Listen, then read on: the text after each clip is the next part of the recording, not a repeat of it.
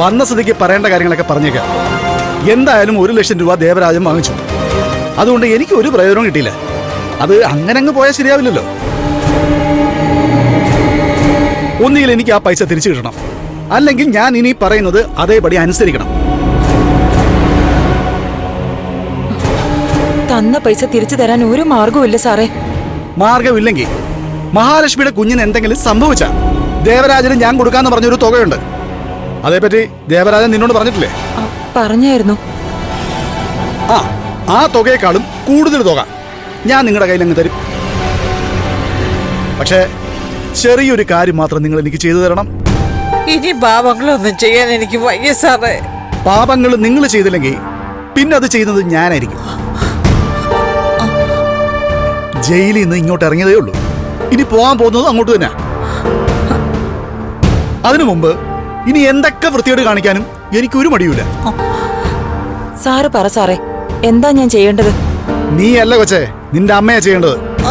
ഇവരല്ലേ ഇപ്പൊ കണ്ണന്റെ ലക്ഷ്മിയുടെ കുഞ്ഞിനെ നോക്കാൻ പോകുന്നത്. കുഞ്ഞു പാല് കുടിച്ച് ആശുപത്രിയിലായിട്ടും ഇവരെ ആരും സംശയിച്ചിട്ടില്ല. അല്ല, സംശയിച്ചോ നിങ്ങളെ? ഇതുവരെ ഇല്ല. അപ്പൊ ഞാൻ പറയുന്ന കാര്യം നിസ്സാരമായിട്ട് നടക്കും. അതിനുമുമ്പ് ഇതങ്ങോട്ട് പിടിച്ചേ. എന്താ സാറേ ഇത്? അമ്മയ്ക്കും മരുമോക്കും ഉള്ള ഓണക്കോടിയാ.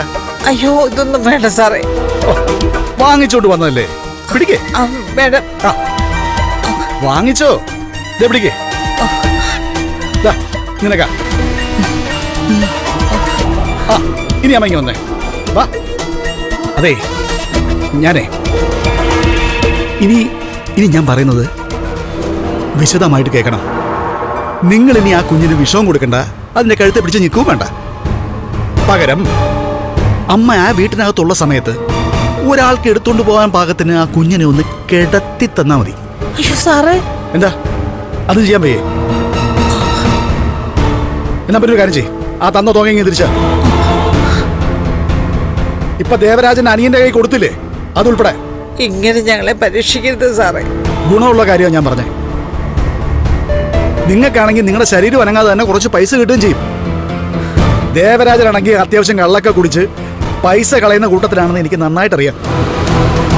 അതുകൊണ്ട് ആ പൈസ ഞാൻ നിങ്ങളുടെ കയ്യിൽ തന്നെ തരാം. എന്തേ, നിങ്ങൾ തന്നെ കാര്യങ്ങളൊക്കെ നടത്തിക്കോ.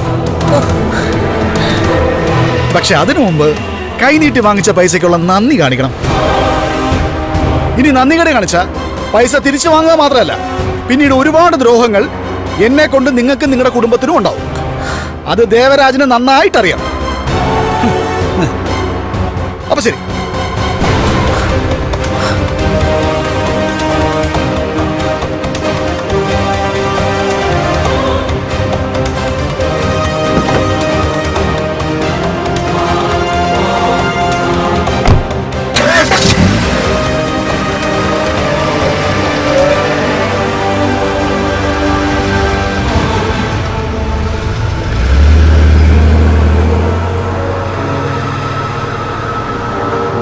ഇയാളൊരു ദുഷ്ടനാണല്ലോടി. എന്താ അമ്മയുടെ തീരുമാനം? രമണി, കൊച്ചിന് വിഷം കലർന്ന പാല് കൊടുത്തിട്ട് ദേവരാജനാണ് വിഷം നേടിയത്, അത് മറക്കരുത്. അങ്ങേര് പറഞ്ഞതാ സത്യം. നിങ്ങൾ ആ കൊച്ചിന് വിഷം ഒന്നും കൊടുത്തിട്ടില്ല. നിന്നോടൊക്കെ സത്യം പറഞ്ഞാലും നീ ഒന്നും വിശ്വസിക്കാതിരുന്ന എന്ത് ചെയ്യും? ഇനി സത്യമൊന്നും പറയണ്ട. അയാള് പറഞ്ഞതേ ഒരു നിസ്സാര കാര്യമാ. ആ വീട്ടിലുള്ളവരെ കണ്ണു തെറ്റുമ്പോഴേ കൊച്ചിനെ ഒന്ന് ഹാളിലോ മറ്റോ കൊണ്ട് കിടത്തണം. എന്നിട്ട് ആ വാതിലൊന്ന് തുറന്നിടണം. പിന്നെ ബാക്കിയൊക്കെ അങ്ങേര് പറഞ്ഞു വിടുന്നവര് അതുപോലെ അങ്ങ് ചെയ്തോളും. എന്തായാലും വാങ്ങിയ പൈസയൊന്നും തിരിച്ചു കൊടുക്കാൻ പറ്റത്തില്ല.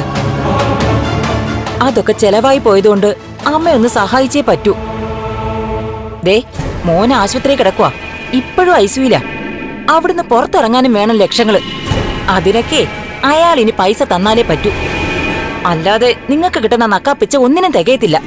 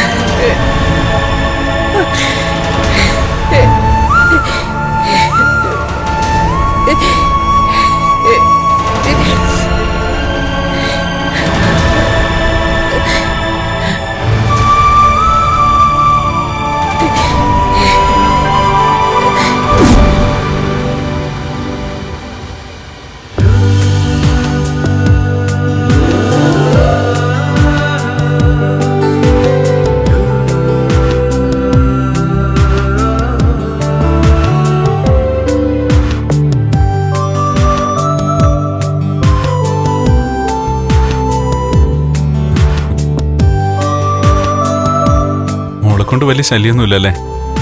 കരഞ്ഞു തുടങ്ങിയാ പിന്നെ ഭയങ്കര കരച്ചില്ല. പിന്നെ ഇടയ്ക്ക് ചിരിക്കാറുണ്ട് കേട്ടോ. ഉറക്കത്തിലാണെന്ന് മാത്രം. ഉറക്കത്തില് എന്തൊക്കെയോ സ്വപ്നം കാണുന്നുണ്ട്.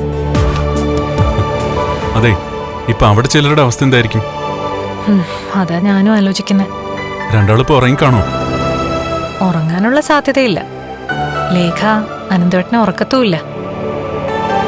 അവന്റെ കാര്യം കഷ്ടം.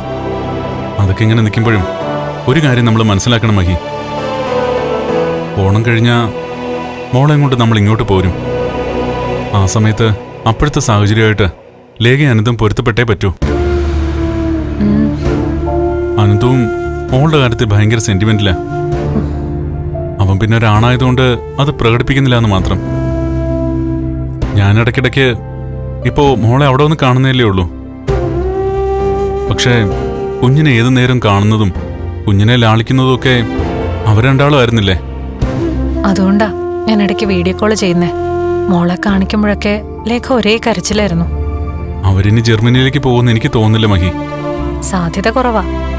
ഇവിടെ എത്രയും പെട്ടെന്നൊരു വീട് വെച്ച് എല്ലാരും കൂടെ താമസിക്കണമെന്നല്ലേ അവര് പറഞ്ഞോണ്ടിരിക്കുന്നെ. സ്നേഹിക്കാൻ അറിയാത്ത കുറെ ആൾക്കാരാ നമുക്ക് ചുറ്റിനുള്ളത്. ഇപ്പൊ അമ്മ അതിന്നൊക്കെ മാറിയെങ്കിലും ഉണ്ണിയും കരുണയൊക്കെ പഴയ സ്വഭാവത്തിൽ തന്നെയാ.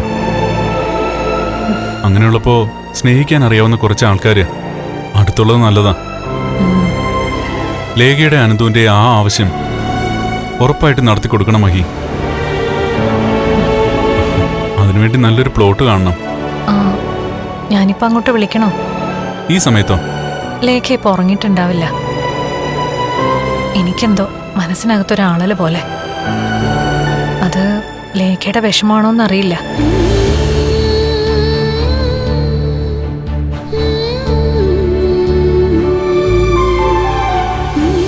അങ്ങനെയാണെങ്കിൽ ഒന്ന് വിളിച്ചു നോക്ക്. അങ്ങോട്ട് വിളിച്ചില്ലേലും മിക്കവാറും ലേഖ ഇങ്ങോട്ട് വിളിക്കും. എന്നാ പിന്നെ വിളിക്കട്ടെ. കുറച്ച് സമയം കൂടെ നോക്കാം. ശരി കണ്ണേട്ടാ.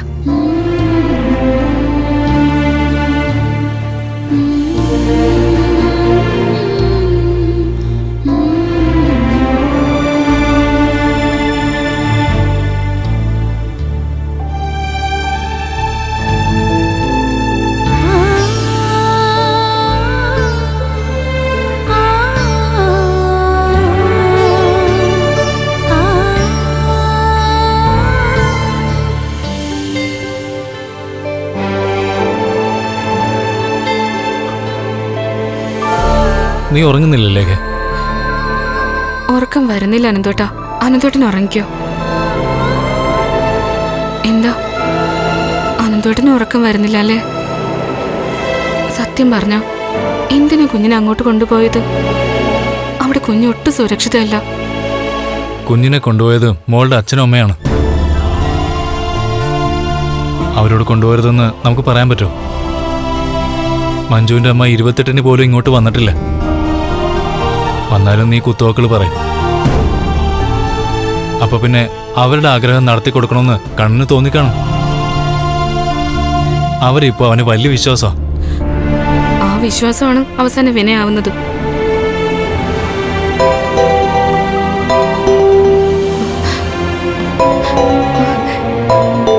മായി വിളിക്കുന്നു. ഹലോ.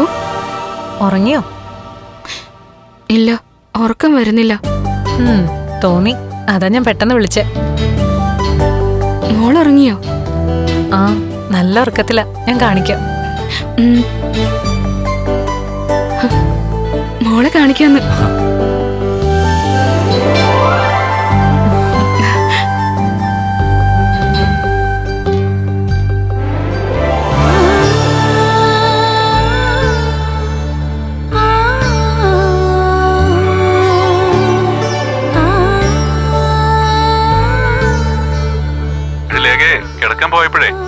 അയാളുടെ മനസ്സിൽ വല്ലാത്തൊരു ആളല് പോലെ. അത് നിന്റെ വിഷമാണെന്ന് പറഞ്ഞ് അങ്ങോട്ട് വിളിച്ചതാ. എടാ അത് സത്യമാടാ. കിടന്നിട്ട് ഇവൾക്ക് ഉറക്കം വരുന്നില്ല. കുഞ്ഞിന് ഒരു കുഴപ്പമില്ലല്ലേക്കേ. ഇനി ശാന്തമായിട്ട് കിടന്നുറങ്ങിക്കോ. ഞങ്ങള് രാവിലെ അങ്ങ് എത്തുമല്ലോ. ആ, എത്തുമെന്ന് മാത്രമല്ല, നാളെ ഞങ്ങൾ കുഞ്ഞിനെ അവിടെ കൊണ്ടുവിട്ടിട്ട് നേരെ ഫിനാൻസിയേഴ്സിലേക്കാ പോകുന്നത്. അപ്പൊ പിന്നെ കുഞ്ഞിനെ കാണാത്തന്റെ വിഷമം ഇയാൾക്കായിരിക്കും. ഇനിയിപ്പോ കൂടുതൽ സമയം നിന്റെ അടുത്തായിരിക്കും കുഞ്ഞ്. തിരുവോണമൊക്കെ കഴിഞ്ഞ് കുഞ്ഞിനെ ഇങ്ങോട്ടേക്ക് കൂട്ടിക്കൊണ്ട് വരുമ്പോ നീയും കൂടെ പോരാൻ പറഞ്ഞല്ലോ അനന്തുനെ കൂട്ടി. നിങ്ങക്ക് ഇവിടെ താമസിച്ചൂടെ? അവിടെ താമസിച്ച അവിടെ കാഴ്ച കാണാൻ പാടില്ലാത്ത കുറച്ച് ആൾക്കാരുണ്ടല്ലോ. അവരുമായിട്ടൊന്നും പൊരുത്തപ്പെട്ടു പോവില്ല. എന്നാ നീ മര്യാദ കിടന്നുറങ്ങാൻ നോക്ക്. എടാ, നീ ഉറങ്ങില്ലായിരുന്നു അനന്തു? എടാ ഞാൻ ജസ്റ്റ് ഒന്ന് കണ്ണടച്ചതാ. പിന്നീട് കണ്ണു തുറന്നപ്പോ ഇവിടെ ബെഡിൽ എഴുന്നേറ്റിരിക്കുക. അവളെ കാര്യങ്ങൾ പറഞ്ഞ് മനസ്സിലാക്കടാ. ആരെ അമിതമായി സ്നേഹിക്കുന്നത് ശരിയല്ല, അത് കുഞ്ഞുങ്ങളെ ആയിപ്പോലും. അതിവിടെ ആണുങ്ങൾക്ക് പറഞ്ഞാൽ മനസ്സിലാവില്ലല്ലേക്കേ. അതെ, അമ്മമാർക്ക് കുഞ്ഞുങ്ങളെ സ്നേഹിക്കാതിരിക്കാൻ പറ്റില്ല കണ്ണേട്ടാ. എന്നാ ശരിയില്ലേക്കേ. Good night. ആ, ഗുഡ് നൈറ്റ്. Good night.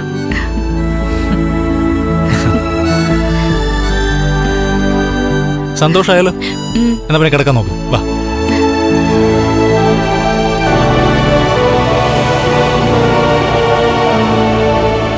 ഈ പോക്ക് പോയാ ശരിയാവില്ല മഹി. ഇത് നമ്മളെയല്ല, ലേഖയെ കൂടുതൽ ബാധിക്കുന്നേ. ലേഖയ്ക്ക് എന്തെങ്കിലും തകർച്ച ഉണ്ടായാൽ അനന്തുവിനെ അത് ബാധിക്കും. അനന്തുവിനത് താങ്ങാൻ പറ്റില്ല. കല്യാണം കഴിഞ്ഞ ശേഷം അധികം ദിവസമൊന്നും മാറി നിൽക്കുന്ന പോലും കഷ്ടപ്പെട്ട. അങ്ങനെ മാറി നിൽക്കുന്ന പോലും ലേഖയ്ക്ക് ഇഷ്ടമല്ല. ആരെങ്കിലും സ്നേഹിച്ചു തുടങ്ങിയ പിന്നെ വിട്ടുപിരിയാൻ പറ്റാത്തൊരു പ്രകൃതമാണ് ലേഖയുടെ. അതവിടെ ഞാൻ നിന്നപ്പോഴേ എനിക്ക് മനസ്സിലായതാ. ആ സമയത്ത് ഞാൻ അവിടെ നിന്ന് മാറിയതും ലേഖയ്ക്ക് പ്രശ്നമായിരുന്നല്ലോ. ജർമ്മനിയിൽ അവർ താമസിക്കുമ്പോൾ അവിടെയും കുട്ടികളൊക്കെ ഉണ്ടായിരുന്നു. പക്ഷേ ഒരു കുഞ്ഞിനോടും അവൾക്ക് ഇത്ര അടുപ്പം ഉണ്ടായിട്ടില്ല. ഇവിടെ ഞാൻ പ്രഗ്നന്റ് ആയ സമയം മുതൽ എന്നെ നോക്കുന്നത് ലേഖയല്ലേ. കുഞ്ഞ് ഓരോ ദിവസം വളരും തോറും അതെല്ലാം അറിഞ്ഞുകൊണ്ടിരിക്കുന്നത് അവളാ, എന്നെക്കാളും കൂടുതൽ. അതിന്റെ ഒരു വിഷമം അവളിപ്പോ കാണിക്കുന്നത്. താൻ കിടക്ക.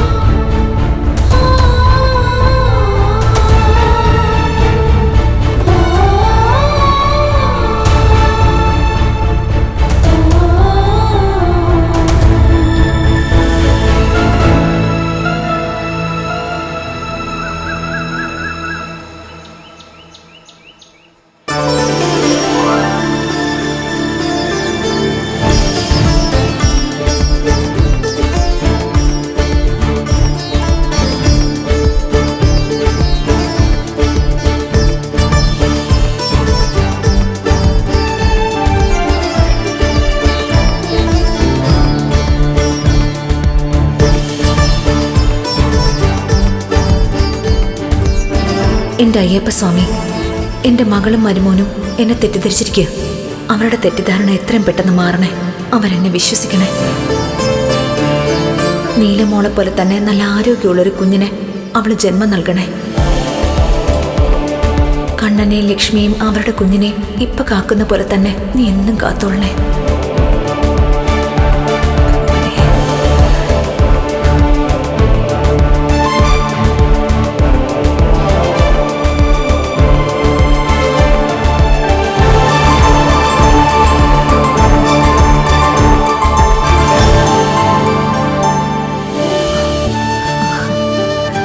മോളെത്തിയോ?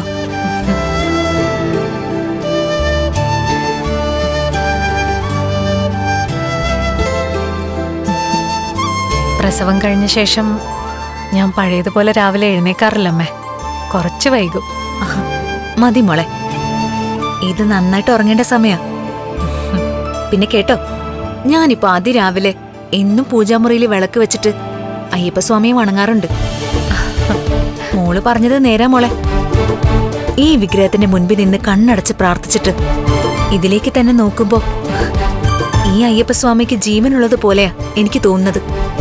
അത് വെറും തോന്നലല്ലമ്മേ, എന്റെ സ്വാമിക്ക് ജീവനുണ്ട്. അതുകൊണ്ടാ ഏത് പ്രതിസന്ധി വരുമ്പോഴും അയ്യപ്പസ്വാമി ഞങ്ങളുടെ കൂടെ നിൽക്കുന്നത്. സത്യം പറയാലോ മോളെ, കുട്ടികളുടെ അച്ഛന്റെ കൊലപാതകം അറിഞ്ഞതിന് ശേഷം ഉള്ളുരുകി ഞാൻ ദൈവങ്ങളെ വിളിക്കാൻ തുടങ്ങിയത്.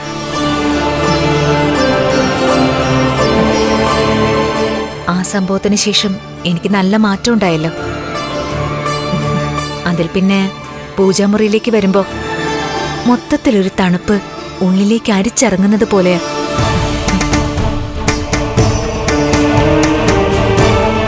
എന്തോ ഒരു ചൈതന്യം വന്നതുപോലെ.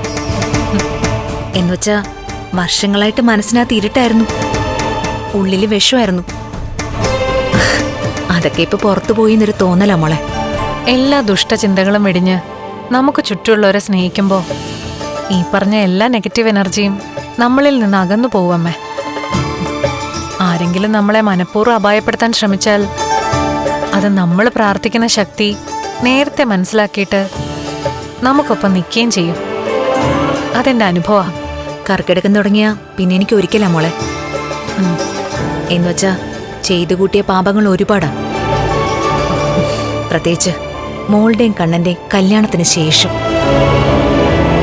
കണ്ണിച്ചോരയില്ലാത്ത എന്റെ ആങ്ങളുടെ വാക്ക് കേട്ട് കണ്ണൻ ആ മരുന്ന് മാറ്റി കൊടുത്തില്ലായിരുന്നെങ്കിൽ എന്നെ എന്റെ കണ്ണൻ നടന്നു തുടങ്ങിയേനെ. അതൊക്കെ ആലോചിക്കുമ്പോ നെഞ്ചിനകത്തൊരു നീറ്റല. എന്തായാലും മോൾ പ്രാർത്ഥിക്കുക. എന്റെ അയ്യപ്പസ്വാമി.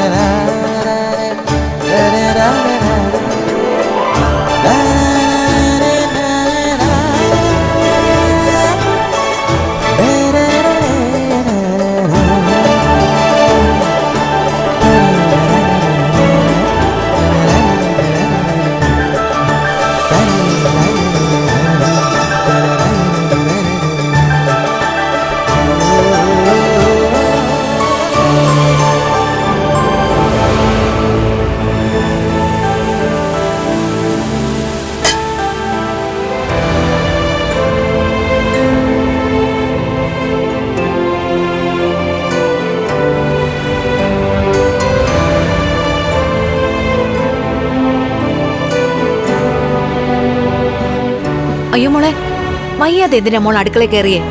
എനിക്ക് ഒരു കുഴപ്പമില്ല. എന്റെ വീട്ടിലെ ഞാനാ ഇതൊക്കെ ചെയ്യുന്നേ. മോളെ, ഇവിടെ വരുമ്പോ എന്തിനാ ഇങ്ങനെയൊക്കെ ചെയ്യുന്നേ? അടുക്കള ജോലിയൊക്കെ ചെയ്യാൻ ഞാനില്ലേ ഇവിടെ? അമ്മേ, എനിക്ക് വിശ്വാസമില്ല. പ്രത്യേകിച്ച് ഏട്ടത്തെയും കുഞ്ഞും ഇവിടെ ഉള്ളപ്പോ.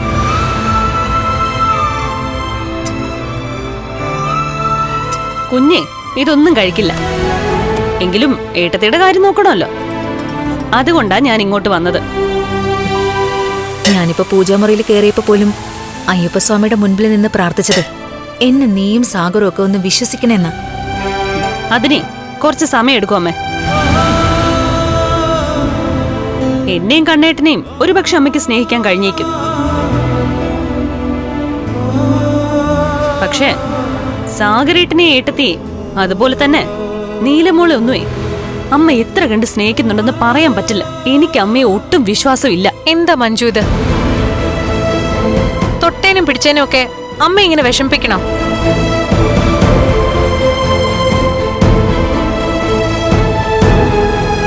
ഏട്ടനും ഏട്ടത്തെയും കുഞ്ഞും നമ്മൾ എല്ലാവരും ഇവിടെ ഉള്ള ദിവസോ. പോരാത്തതിന് കൊലയാളിയുടെ മോളും എന്റെ ചെറിയേട്ടനെന്ന് പറയുന്നവൻ ഇവിടെ ഉണ്ട്. അങ്ങനെയുള്ള സമയങ്ങളിലാ എന്റെ അമ്മയ്ക്ക് പല ദുർബുദ്ധിയും തോന്നുന്നത്. ദേ, നിനക്ക് നല്ല ഉറക്കം കിട്ടേണ്ട സമയമല്ലേ മഞ്ജു? ഈ സമയത്ത് അതിരാവിലെ എഴുന്നേറ്റ് ഇതൊക്കെ ചെയ്യേണ്ട വല്ല കാര്യമുണ്ടോ? അത് തന്നെയാ ഞാനും പറഞ്ഞത്. എന്തായാലും ഏട്ടത്തെയും കുഞ്ഞും ഇവിടെ ഉള്ളപ്പോ അമ്മ അടുക്കളയിൽ കയറണ്ട. ഏട്ടത്തി ഇന്ന് ഫിനാൻസിയേഴ്സിലേക്ക് പോവല്ലേ? ആ സമയത്തെ കുഞ്ഞിനെ ഇവിടെ അമ്മയുടെ കയ്യിൽ ഏൽപ്പിച്ചിട്ടൊന്നും പോവല്ലേ? ദേ, ഞങ്ങൾ ഇന്നൊരു ദിവസം നിൽക്കുന്നത് പോലും ലേഖയ്ക്ക് സഹിക്കാൻ പറ്റിയിട്ടില്ല. അതുകൊണ്ടാ ഞങ്ങൾ ഇവിടെയാണെന്ന് നിന്നെ വിളിച്ചു പറഞ്ഞത്. അങ്ങനെയുള്ളപ്പോ ലേഖയുടെ കയ്യിൽ കുഞ്ഞിനെ കൊടുത്തിട്ടേ ഞങ്ങൾ പോകത്തുള്ളൂ. കുറച്ചു കഴിയുമ്പോൾ ഞങ്ങൾ ഇറങ്ങും. അതുവരെ അമ്മ കുഞ്ഞിനെ നോക്കുന്നതും പാചകം ചെയ്യുന്നതും തെറ്റാണെന്ന് എനിക്ക് തോന്നുന്നില്ല. ദേ ഓണാ വരുന്നത്. ഓണം കരുണയെ അവളുടെ അച്ഛനുമായിട്ട് അലമ്പി കളയുന്നതായിട്ടേ ഞാൻ ഇടയ്ക്ക് സ്വപ്നം കണ്ടായിരുന്നു. അതുകൊണ്ടിനി ഓണം കഴിഞ്ഞിട്ടേ സാഗരേട്ടനെ കൊണ്ട് ഞാൻ ഇവിടുന്ന് പോകുന്നുള്ളൂ. ഏട്ടത്തി അനന്തവേട്ടന്റെ വീട്ടിലേക്ക് കുഞ്ഞിനെയും കൊണ്ട് പോയാലുവേ ഇവിടെ ഏട്ടൻ കാണുമല്ലോ. പിന്നെ എന്റെ ആങ്ങളെയും ഭാര്യയും വന്നതുകൊണ്ടേ കണ്ണേട്ടന്റെ കാര്യവും അത്ര സുരക്ഷിതമല്ല. കഴിഞ്ഞൊരു ദിവസം AC-യിലെ വിഷവാതകം കടത്തി വിട്ടതൊക്കെ അത്ര പെട്ടെന്നൊന്നും എനിക്ക് മറക്കാൻ പറ്റില്ല ഏടത്തി. ആ സമയത്തെ അമ്മയും അവിടെ ഉണ്ടായിരുന്നു. അമ്മയുടെ അറിവോടെ അല്ല അതൊന്നും നടന്നതെന്നാ അമ്മ ആണയിട്ട് പറയുന്നത്. പക്ഷെ അത് പൂർണ്ണമായിട്ട് വിശ്വസിക്കാനൊന്നും എനിക്ക് പറ്റില്ല.